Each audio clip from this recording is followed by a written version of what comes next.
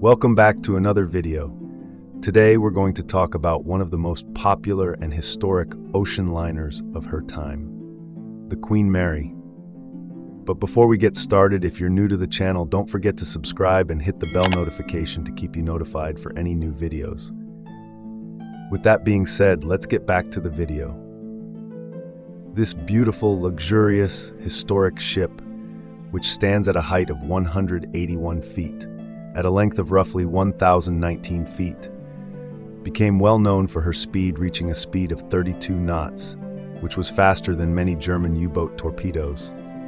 When sailing on her maiden voyage on May 27, 1936, she won the Blue Riband, but lost the title to the SS Normandy in 1937. A year later, in 1938, she recaptured the Blue Riband and held the title until 1952, when she lost the title to the new SS United States, who still holds the title to this day. The ship was also noted for its comfort and elegance. The ship soon became popular with celebrities, politicians, and other prominent people. Its many amenities included 2 swimming pools, a gymnasium, a library, hospital, 5 dining areas, lounges, cocktail bars, a grand ballroom, and even a squash court. This huge, beautiful, luxurious ocean liner was so large that she was capable of transporting more than 15,000 passengers at a time. In 1943, during the time of war, it set a record for carrying the most passengers. The ship had 16,683 people total, which included 943 crew members and a total of 15,740 troops.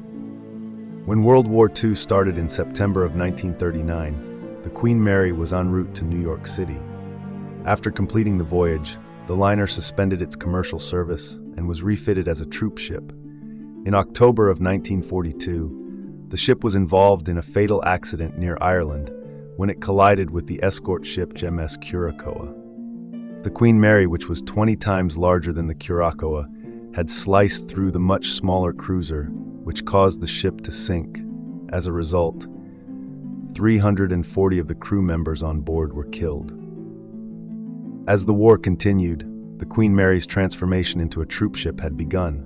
She was painted a camouflage gray color and stripped of her luxurious amenities, then called the Gray Ghost because of her stealth and stark colors. The Queen Mary was the largest and fastest troop ship to sail at the time. After the end of World War II, the Queen Mary began a 10-month retrofitting process, which would return the ship to her original glory. On July 21, 1947, the Queen Mary resumed regular passenger service across the Atlantic Ocean, which she continued to do for nearly 2 more decades, even adding new routes, including a Mediterranean cruise. But sadly, it wasn't enough, as the increasing popularity of air travel helped signal the end of an era for the Queen Mary. By 1965, the entire Cunard fleet was operating at a loss. And by 1966, Cunard announced that it was time to retire the legendary Queen Mary and that he was selling the ship. The following year, the city of Long Beach, California, bought the Queen Mary for $3.45 million, planning to turn it into a hotel and tourist attraction. On October 31, 1967, the Queen Mary departed for Long Beach on its last voyage. Too big to pass through the Panama Canal, the ocean liner had to sail around Cape Horn, southern Chile. After a 39-day trip, it arrived in December 9th. Since then, she has called Southern California her home. The Queen Mary is now a floating hotel, attraction and event and wedding venue, home to 3 world-class restaurants and an icon in Southern California. The ship then underwent extensive renovations that cost about $31 million. In 1971, the liner began hosting tours, and by the end of the same year, the Museums of the Sea was open to the public.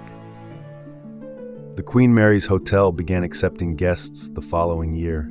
Several restaurants were also added.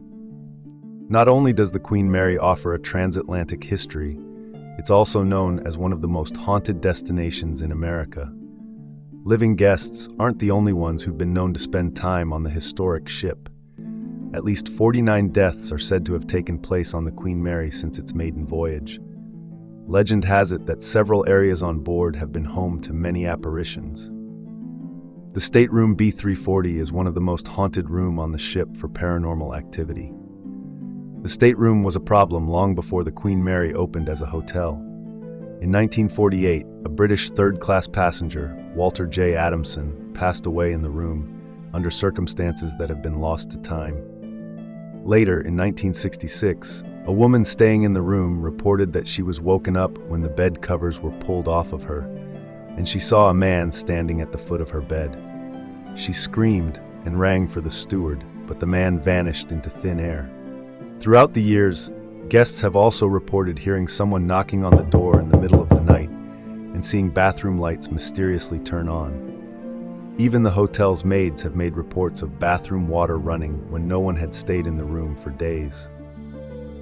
The room was closed to guests for many years, but it has been later reopened for anyone looking for an evening of creepy events. The Mauritania Room has also been reported for its ghostly apparitions. In 1989, 2 women were sent to clean this lounge for a VIP reception.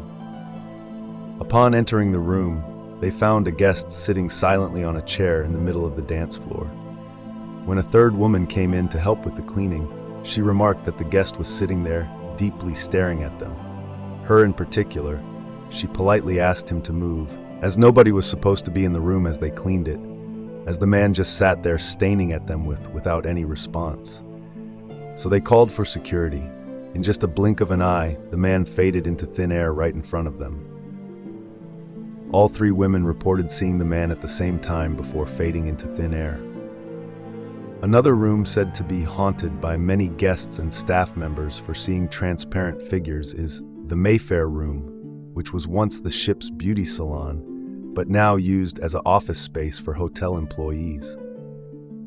In 2001, a member of the accounting staff came in early to work. At around 5:30 a.m., she reported that she felt like something was off. Brushing it off, thinking it was just in her head, she continued on with her office tasks before sitting down at her desk where she was feeling unusually cold. Later, she felt someone brush up against the back of her chair, but no one was there.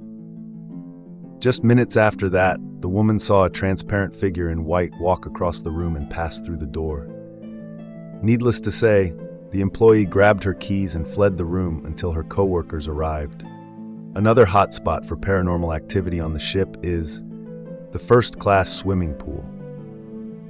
This abandoned onboard pool was once the epitome of luxury with an illuminated fountain, a mother-of-pearl ceiling, and elaborate mosaic tiles. The pool is no longer in use because of California code issues, but that doesn't stop it from being one of the hotspots for paranormal activity. People have also reported seeing a number of apparitions in this particular location on the ship, which includes a young woman in a tennis skirt walking down the stairs and disappearing behind the exact same pillar every time she has been spotted. It's almost as if she is in repeat. Along with a woman in an old wedding gown next to the pool standing with a little boy in a suit. Many also reported a cloud of steam appearing out of nowhere alongside a little girl in a blue and white dress who will disappear with the blink of an eye. This ain't the only location where the little girl has been spotted. There's been many reports of a little girl in the boiler room number 4. Whether or not it's the same little girl that's been seen in the swimming pool area still remains a mystery. She's reported to be sucking her thumb, sometimes carrying a doll in her hand. Many question if the room is haunted by the same little girl, but the question still remains a mystery. Most choose to just stay away. Last but not least, hatch door number 13. This hatch door is known as Shaft Alley. It was the site of a gruesome accident that saw a crewman crushed to death. One night in 1966, the watertight doors in the engine and boiler rooms were ordered to be closed. About 5 minutes later, an 18-year-old crew member from Yorkshire was found crushed in the door of hatch number 13, trapped with his arms pinned to his side. Although the man was freed and carried to the hospital ward, it was too late. He showed signs of crushing injury on his arms, chest, and pelvis and was bleeding from his nose. He was injected with morphine, but died shortly after.